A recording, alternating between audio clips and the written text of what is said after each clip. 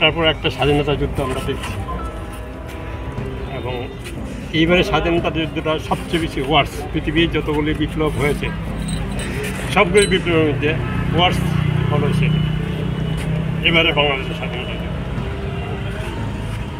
আর media, পৃথিবীতে 180টি দেশ আছে, 180টির মধ্যে বাংলাদেশের অবস্থান 165। পৃথিবীর নিকৃষ্ট সাংবাদিকতার পেশার উপর যারা আক্রমণ করে সেই 15টি দেশের মধ্যে বাংলাদেশ অন্যতম। সুতরাং আমরা যারা গর্বিত অনুভব করি এই পেশায় থাকার জন্য, মানুষের পাশে থাকার জন্য, আমাদের পাশে মানুষের পাশে থাকাটা অত্যন্ত দুঃসহ হয়। কারোর জীবনে কোনো নিশ্চয়তা নেই।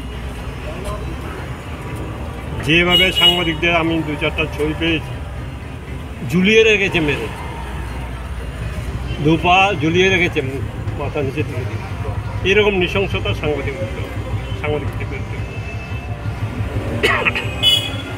এই সমস্ত ঘটনা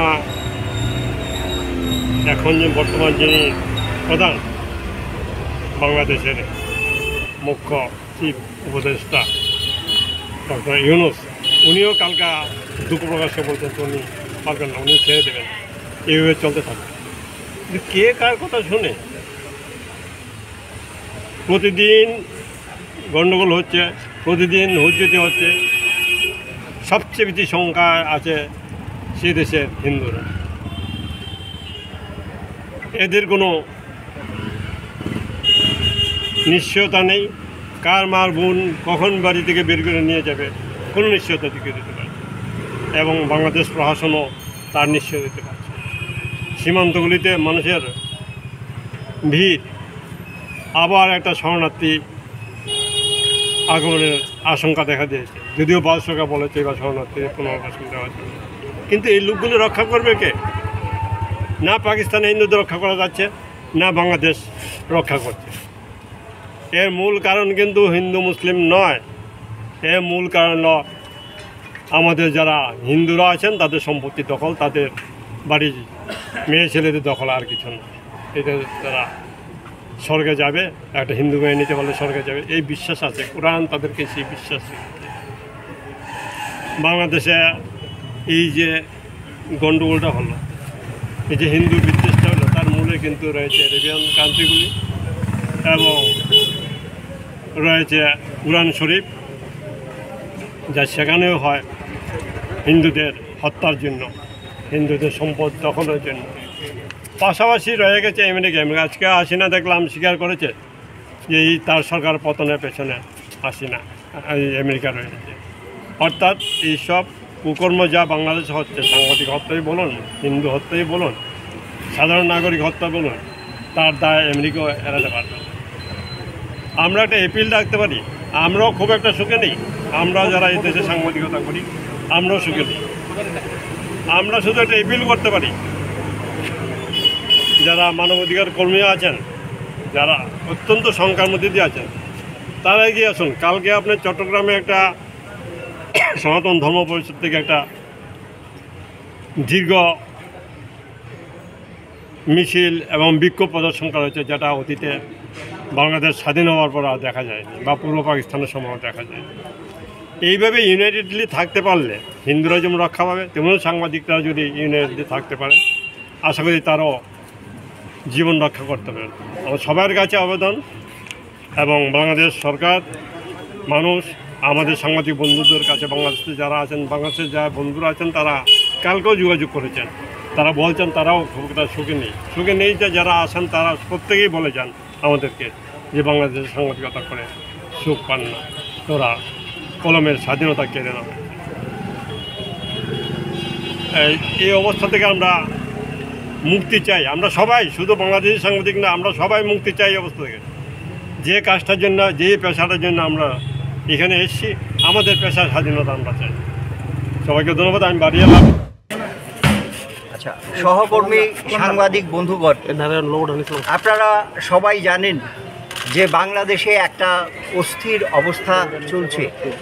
তো আমাদের যারা সাংবাদিক, তারা যুদ্ধে হোক বা যে কোনো ইনসিডেন্ট কভার করা তাদের নৈতিক দায়িত্ব।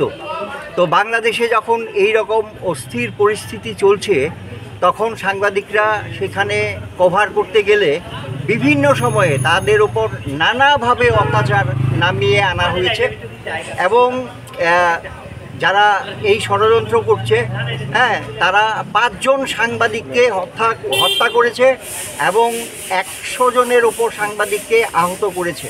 তো আমরা মনে করি যে এটা মিডিয়ার ওপরে একটা আক্রমণ, এবং সাংবাদিকরা যেহেতু জনগণের কাছে সমস্ত খবর পৌঁছে দেন, তো তাদেরকে হত্যা করা মানে মানুষের যে তথ্য জানার অধিকার, সেটাকে খর্ব করা। তো আমাদের পার্শ্ববর্তী দেশে এই রকম ঘটনা ঘটছে এবং আগরতলা প্রেস ক্লাবের সদস্যরা এর তীব্র প্রতিবাদ করছে এবং এই ঘটনার প্রতিবাদে আজকে আমরা একটা বিক্ষোভ সমাবেশ এখানে করছি এবং আমরা দাবি তুলছি যে যারা সাংবাদিকদেরকে হত্যা করেছে তাদের আমরা বিচার চাই এবং অবিলম্বে সাংবাদিকদের উপর যে অত্যাচার চলছে সেটা বন্ধ করতে হবে। না হলে আমাদের এই আন্দোলন শুধু আমাদের দেশে নয়, মানে গোটা বিশ্বে কিন্তু সেটা ছড়িয়ে যাবে। এবং ইতিমধ্যেই বিভিন্ন সাংবাদিকদের বিভিন্ন আন্তর্জাতিক সংগঠন এর নিন্দা করেছে। আমরাও এর নিন্দা করি এবং এর জন্যই আজকে আমরা আনা হয়েছে এবং তাদেরকে হত্যা করা হয়েছে। তো আমরা এই ঘটনার তীব্র নিন্দা জানাই। অন্য সমস্ত সুস্থ চেতনা সম্পন্ন মানুষের মতো বিভিন্ন আন্তর্জাতিক সাংবাদিকদের যে বিভিন্ন আন্তর্জাতিক সংস্থা, গণমাধ্যমের বিভিন্ন আন্তর্জাতিক সংস্থা বা দেশীয় সংস্থা এর নিন্দা জানিয়েছে, আমরা তার সঙ্গে সামিল হয়েছি। এবং যদি এই ধরনের ঘটনা বন্ধ না হয় এবং যদি দোষীদের কঠোর শাস্তি দিয়ে নিহত সাংবাদিকদের পরিবারকে যথাযথ ক্ষতিপূরণ না দেওয়া হয়, তাহলে আমাদের এই আন্দোলন অব্যাহত থাকবে এবং এই আন্দোলন যাতে পৃথিবীর বিভিন্ন দেশে ছড়িয়ে দেওয়া যায় তার জন্য আমরা সচেষ্ট। আমরা ইতিমধ্যেই বিশেষ করে আগরতলা প্রেস ক্লাব অনেক আন্তর্জাতিক সংস্থার সঙ্গে সংশ্লিষ্ট আছে, তাদের ঘনিষ্ঠ যোগাযোগ আছে। সমবেতভাবে যৌথভাবে পৃথিবীর বিভিন্ন প্রান্তে এই আন্দোলন হবে। তো আমরা এর তীব্র প্রতিবাদ এবং নিন্দা জানাই। এই ধরনের বর্বরচিত ঘটনা অবিলম্বে বন্ধ হওয়া উচিত বলে আমরা মনে করি। অপরাধীদের শাস্তি হওয়া উচিত এবং নিহত সাংবাদিকদের পরিবার পরিজনদেরকে যথাযথ ক্ষতিপূরণ দেওয়া উচিত। গণমাধ্যমের কণ্ঠরোধ করার এই প্রচেষ্টা, এটা যদিও নতুন কিছু নয়, আগেও হয়েছে, কিন্তু এই ধরনের প্রচেষ্টা অত্যন্ত শুধু বেআইনি বলাটাই ভুল হবে। এটা অসাংবিধানিক এবং সমস্ত মানবিক মূল্যবোধের অবমাননা বলে আমরা মনে করি। এই ধরনের ঘটনা অবিলম্বে বন্ধ হওয়া উচিত এবং বাংলাদেশের নতুন সরকারের কঠোর হস্তে এই সমস্ত দুষ্কৃতকারীদের দমন করা এবং তাদের শাস্তি বিধান করা। বাংলাদেশে এই ঘটনা ঘটে গেছে, এটা আমরা সকলেই জানি।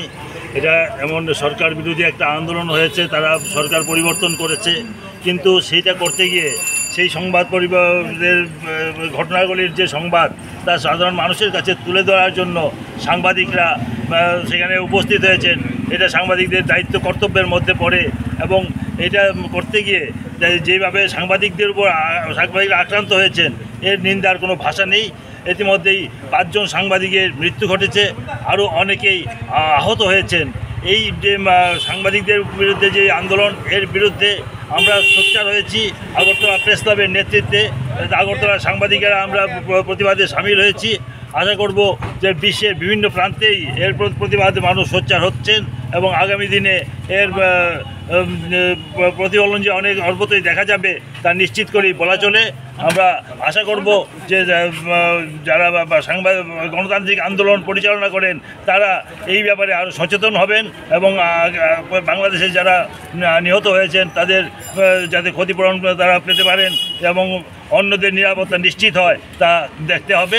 সেইটা বাংলাদেশ সরকার এবং যারা আন্দোলনকারী তাদের প্রত্যেকের কাছেই আমাদের এইটা আবেদন থাকে।